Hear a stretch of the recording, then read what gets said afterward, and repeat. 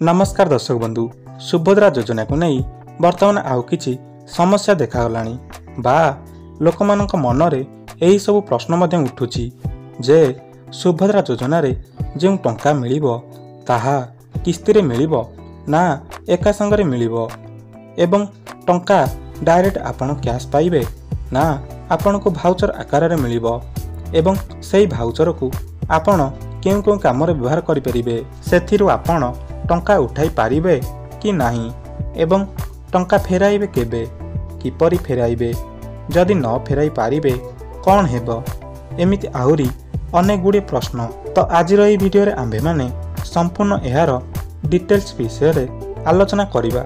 तेनु जदि आपण चैनल टी को सब्सक्राइब करि नांती ताहाले सब्सक्राइब करी बेल आइकन को प्रेस कर दियंतु कारण सुभद्रा योजना को नहीं एही चैनल रे आपण को अनेक गुड़े वीडियो देखा पाइबे।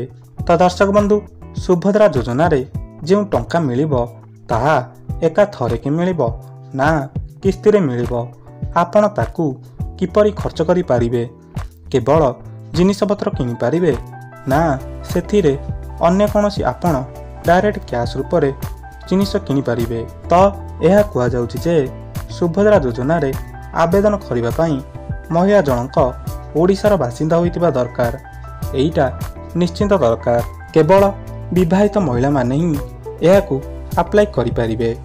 बयस सीमा 23 रु 59 वर्ष बयस रखा जाइछि एहा आपणकर निश्चिंत मने रखिबा आवश्यक। अंगनवाड़ी कर्मी जे माने अछंती सेमाने मध्य हिताधिकारी होई परिबे एकदा मध्य कुआ जाउछि सरकारी चाकरी करिथिले एथिरे शामिल होई परिबे नाही।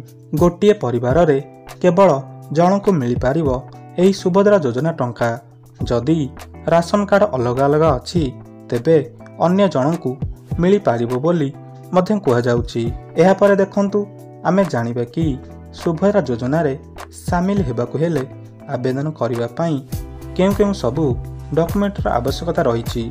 प्रथम कथा देखंतु अप्लाई करुथिया महिला जनकर आधार कार्ड निहाती आवश्यक तापरे तांकर बैंक अकाउंट डिटेल्स आवश्यकता अथवा तांकर कोनोसी बैंक रे खाता रहितिबा दरकार। एहा परे देखंतु सबुठारु गुरुत्वपूर्ण कथा जहा आपणकर सबुठारु बड़ प्रश्न रहिछि एथिरे इनकम सर्टिफिकेट दरकार पडुछि।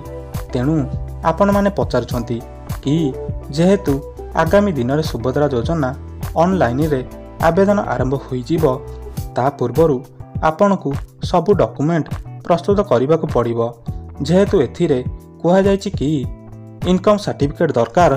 तेणु आपण माने पचारुछंती प्रकृत रे कहार इनकम सर्टिफिकेट देबाकू पड़ो महिला माने जे माने अप्लाई करिवे तांकर इनकम सर्टिफिकेट दरकार ना तांका स्वामीकर इनकम सर्टिफिकेट दरकार।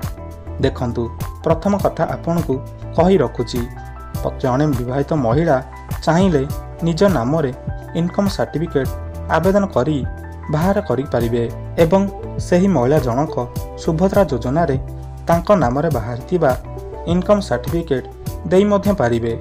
एही इनकम सर्टिफिकेट सेमाने परिवार आर्थिक स्थिति जानिबा पई नेउछंती जदि आपणकर स्वामीकर इनकम सर्टिफिकेट कम पड़िछि तो आपण चाहिले निज स्वामीकर इनकम सर्टिफिकेट मध्य देई पारिबे। देखंतु इनकम सर्टिफिकेट परे अप्लाई करिबाकू थिबा महिला जनकर एड्रेस प्रूफ डॉक्यूमेंट र आवश्यकता मध्य पड़िबो सेही भली आमे कहि परिबा एज प्रूफ डॉक्यूमेंट मध्य दरकार होई पारे कारण जेहेतु 23 रु 59 वर्षर विवाहित महिला माने एही योजना रे शामिल होई पारिबे। तेनु बयस सीमा कथा विचार करा गले एथिरे आपणकर एज प्रूफ डॉक्यूमेंट मध्य आवश्यकता पड़ी पारे। सही परी एहा परे रहिछि विवाहित महिलांकर बा अप्लाई करुथिबा महिला जनकर वैलिड मोबाइल नंबर आवश्यकता पड़िबो तापरे तांकर पासपोर्ट साइज फोटो दरकार एवं एहा परे सबुठार बड़ गुरुत्वपूर्ण कथा आपण माने पचारुछंती राशन कार्ड नथिले हबो कि नाही कि आम पाखरे राशन कार्ड नाही आमे सुभद्रा योजना रे शामिल होई पारिबु कि नाही। देखंतु एठार आपणकू कहि रखुछि निहाती भाबरे राशन कार्ड आवश्यक सुभद्रा योजना रे ସାମିଲ ହେବା ପାଇଁ ଅଥବା ଅନଲାଇନରେ ଆବେଦନ କରିବା ପାଇଁ ରାସନ କାର୍ଡ଼ ନିହାତି ଆବଶ୍ୟକ। କାରଣ ଆପଣଙ୍କର ଆଉ ଗୋଟେ ସବୁଠାରୁ ବଡ଼ ପ୍ରଶ୍ନ ରହିଛି କି ଆପଣ ପଚାରୁଛନ୍ତି କି ଆମ ପରିବାରରେ 2ରୁ 3 ଜଣ ବିବାହିତ ମହିଳା ଅଛନ୍ତି, କ'ଣ ସମସ୍ତେ ସୁଭଦ୍ରା ଯୋଜନାରେ ସାମିଲ ହୋଇପାରିବେ ବା ଆବେଦନ କରିପାରିବେ କି ନା? ତାହେଲେ କେତେଜଣ ଆବେଦନ କରିପାରିବେ? ଦେଖନ୍ତୁ, ଏଠାରେ ଆପଣଙ୍କୁ ସ୍ପଷ୍ଟ ଭାବରେ କହି ରଖୁଛି କି ଗୋଟିଏ ରାସନ କାର୍ଡ଼ରେ କେବଳ ଜଣେ ହିଁ ବିବାହିତ ମହିଳା ସୁଭଦ୍ରା ଯୋଜନାରେ ସାମିଲ ହେବା ପାଇଁ ଆବେଦନ କରିପାରିବେ। ତେଣୁ ସେ ଦୃଷ୍ଟିରୁ ଦେଖିଲେ ଆପଣଙ୍କର ରାସନ କାର୍ଡ଼ ନିହାତି ଆବଶ୍ୟକତା ପଡ଼ିବ।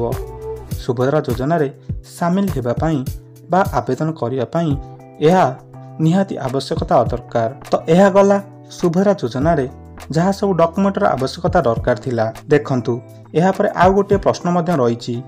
ଆପଣମାନେ ପଚାରୁଛନ୍ତି କି ସୁଭଦ୍ରା ଯୋଜନାରେ ମହିଳାମାନଙ୍କୁ ଯେଉଁ 50,000 ଟଙ୍କାର ଆର୍ଥିକ ସହାୟତା ରାଶି ମିଳିବ ବା ଗିଫ୍ଟ ଭାଉଚର ମିଳିବ, ପରବର୍ତ୍ତୀ ସମୟରେ ତାକୁ କ୍ୟାସ୍ରେ କନଭର୍ଟ କରିପାରିବେ କି ନାହିଁ? ତ ହଁ, କନଭର୍ଟ କରିପାରିବେ ଏବଂ 2 ବର୍ଷ ମଧ୍ୟରେ ଏହାକୁ ଖର୍ଚ୍ଚ କରିପାରିବେ।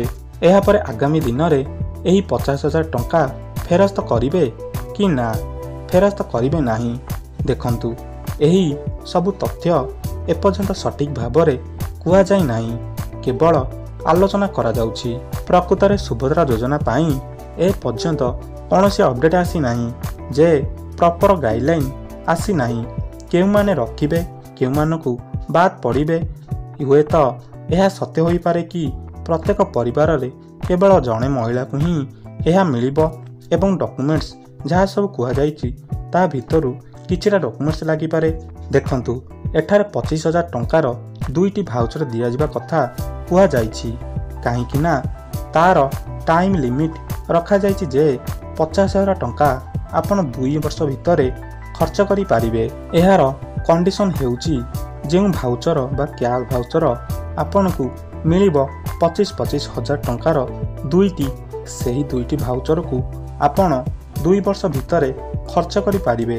ଯଥା ବର୍ଷକୁ 25,000 ଟଙ୍କା ଖର୍ଚ୍ଚ କରିପାରିବେ। ସୁଭଦ୍ରା ଯୋଜନା ପାଇଁ ଏପର୍ଯ୍ୟନ୍ତ କୌଣସି ଅପଡେଟ୍ ଆସିନାହିଁ ଯେ ପ୍ରପର ଗାଇଡଲାଇନ୍ ଆସିନାହିଁ। କେଉଁମାନେ ରଖିବେ, କେଉଁମାନଙ୍କୁ ବାଦ୍ ପଡ଼ିବେ? ହୁଏତ ଏହା ସତ୍ୟ ହୋଇପାରେ କି ପ୍ରତ୍ୟେକ ପରିବାରରେ କେବଳ ଜଣେ ମହିଳାକୁ ହିଁ ଏହା ମିଳିବ। ତ ଦର୍ଶକ ବନ୍ଧୁ, ଆପଣମାନେ ଏହି ଗୋଟିଏ ଭିଡ଼ିଓରେ ସବୁକିଛି ବୁଝିପାରିଥିବେ।